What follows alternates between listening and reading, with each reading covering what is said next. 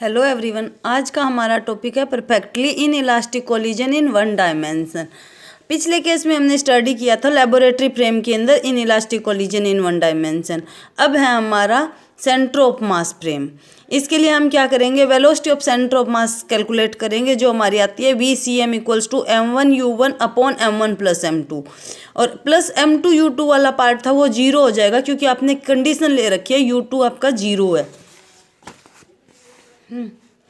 अब velocity m1 के लिए before collision centre of mass system के केस में, सेंटर ऑफ मास सिस्टम में हम कैसे कैलकुलेट करते हैं, पहले u1 डैश इक्वल्स टू जो आपकी लेबोरेटरी फ्रेम में वेलोसिटी थी उसमें से सेंटर ऑफ मास की वेलोसिटी सब्ट्रैक्ट कर देते हैं। तो वो लेबोरेटरी फ्रेम में आपकी है u1 minus VCM centre of mass system, ठीक है। u1 माइनस VCM की वैल्यू सेंटर ऑफ मास की वेलोसिटी कितनी है, m1 u1 upon m1 plus m2। तो इसको सोल्व करने से आपके पास आ जाएगा m2 upon m1 plus m2 u1। इसी तरह से u2 डैश की कैसे आ जाएगी, u2 माइनस VCM, और VCM की वैल्यू आप पुट कर दोगे m1 u1 upon m1 plus m2। तो इसको सोल्व करने से आपके पास u2 डैश की वैल्यू आ जाएगी minus m1 u1 upon m1 plus m2, और u2 आपका यहाँ पे भी जीरो है। अब नेक्स्ट है आपका V की वैल्यू कैलकुलेट करनी है। तो after collision two particle move with equal velocity V से मूव कर रहे हैं दोनों particles, which is equal to velocity of centre of mass. जो वेलोसिटी आपकी किसके इक्वल है, सेंटर ऑफ मास के इक्वल है with respect to lab system and at rest with respect to centre of mass itself. तो जो V है वो V centre of mass system के विद रिस्पेक्ट में रेस्ट के ऊपर है, मतलब V वेलोसिटी आपकी क्या आ जाएगी, जीरो आ जाएगी। तो आगे जो law of conservation of linear momentum में हमने किया था m1 u1 plus m2 u2 equals to m1 plus m2 into V, वो V वाला पार्ट आपका जीरो हो जाएगा। तो law of conservation of linear momentum आपका चेंज हो जाएगा, m1 u1 dash plus m2 u2 dash equals to zero. तो m1 u1 डैश आपका आ जाएगा माइनस m2 u2 डैश। अब निकालते हैं हम kinetic energy of m1 in centre of mass system, कितनी आएगी, half m1 u1 dash square. Similarly kinetic energy of mass m2 in centre of mass system आपकी आ जाएगी half m2 u2 dash square. Total kinetic energy आपकी आ जाएगी T1 dash before collision की, half m1 u1 dash square plus half m2 u2 dash square. और kinetic energy after collision वाली आ जाएगी आपकी T2 dash zero, क्योंकि V आपका zero, m1 plus m2 जो है रेस्ट पे with respect to centre of mass system.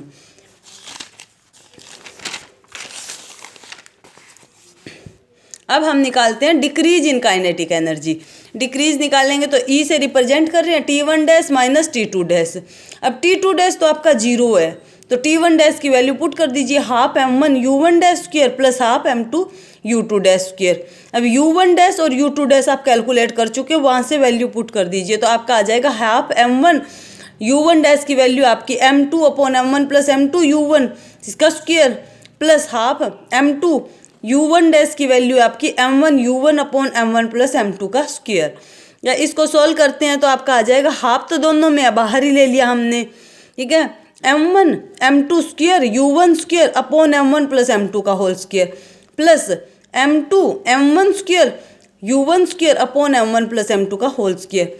अब इनमें देखिए m1 m2 दोनों में कॉमन आ रहा है, तो m1 m2 हमने कॉमन ले लिया, u1 स्क्वायर भी कॉमन आ रहा है वो ले लिया, अंदर आ गया आपका m1 प्लस m2 और नीचे आपका m1 m2 का होल स्क्वायर।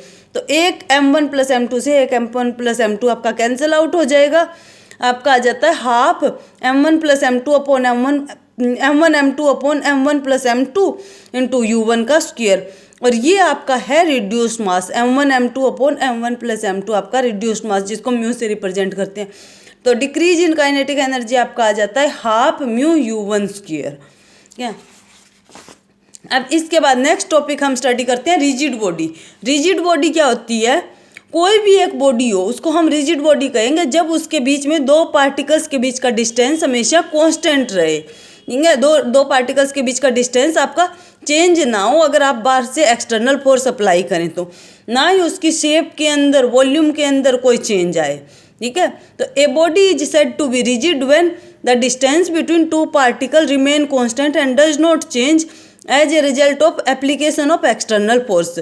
और rigid body does not undergo any change in volume और shape as a result of application of external force.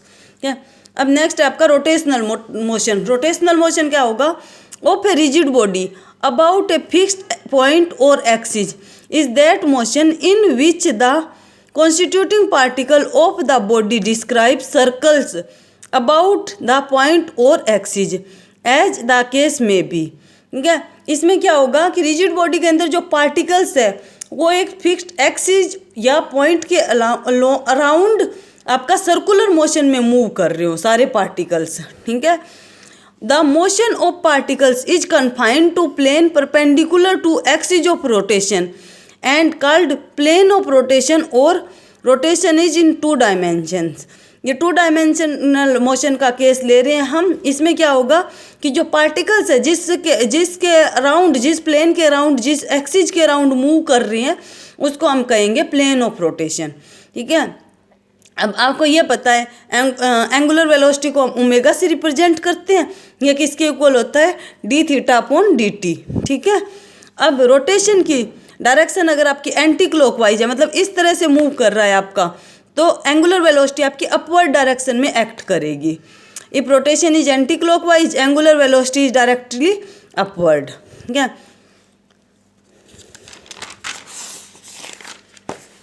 अब हम केस स्टडी कर रहे हैं। जैसे कि ये एक्स वाई एक प्लेन है, इसके अंदर आपने क्या कर लिया, वेलोसिटी वी ले ली, एक ले लिया पॉइंट पी, और ओ पी क्या है आपका आर से रिप्रेजेंट कर रहे हैं। पी पॉइंट को रेडियस वेक्टर आर ले लिया हमने इसके लोग।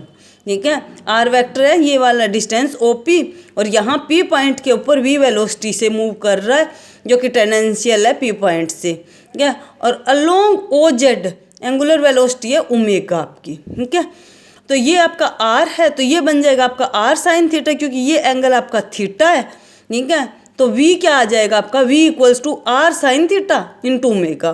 तो साइन थीटा को हटा के हमने क्या कर दिया, v equals to R cross omega. ठीक है, इसके बाद आता है आपका एंगुलर एक्सेलरेशन। एंगुलर एक्सेलरेशन को हम अल्फा से रिप्रेजेंट करते हैं। ये क्या होगा? Change in angular velocity with respect to time. ठीक है, अब एक्सेलरेशन को हम ये ऐसे भी रिप्रेजेंट कर सकते हैं, D we upon D T. पहले हम लीनियर एक्सेलरेशन स्टडी कर रहे हैं। लीनियर एक्सेलरेशन क्या होगा? Change in linear velocity with respect to time, d we upon D t. V equals to क्या है आपका? R cross omega. तो d upon D t, v की वैल्यू हमने पुट कर दी आर क्रॉस ओमेगा। ठीक है, अब इसका डेरिवेटिव लेते हैं, तो पहले हमारे पास आ जाएगा D R upon D T cross omega plus R cross D omega upon D T. D R upon D T आपका होता है वेलोसिटी, तो D R upon D T को तो मैंने पुट कर दिया है V cross omega plus R cross D omega upon D T क्या आता है आपका? अल्फा होता है। ठीक है, तो ये वी क्रॉस ओमेगा ये तो आपका आ गया A R, radial component acceleration का, और ये आ गया आपका आर क्रॉस अल्फा मतलब ए टी टेंजेंशियल कंपोनेंट। तो टोटल एक्सेलरेशन किसके इक्वल होगा? रेडियल प्लस टेंजेंशियल एक्सेलरेशन के। लेकिन जब आपका बॉडी रोटेट कर रही है ना, तो जो ये ए टी वाला पार्ट है ना टेंजेंशियल वाला, ये कंपोनेंट जीरो हो जाता है, केवल ए आर वाला पार्ट ही रहता है आपका। ठीक है, तो केवल ए आर रहेगा, A equals to A R. A R किसके इक्वल था? वी क्रॉस ओमेगा के, और वी की जगह आप पुट कर दीजिए इसकी value v equals to R omega, तो R omega v equals to R omega, और ओमेगा ये वाला रहेगा। थीटा हमने ले लिया है 90 डिग्री, तो 90 की वैल्यू 1 आ जाएगी, तो आर क्रॉस प्रोडक्ट हटा के हम साइन 90 लगाएंगे, साइन 90 इक्वल्स टू 1।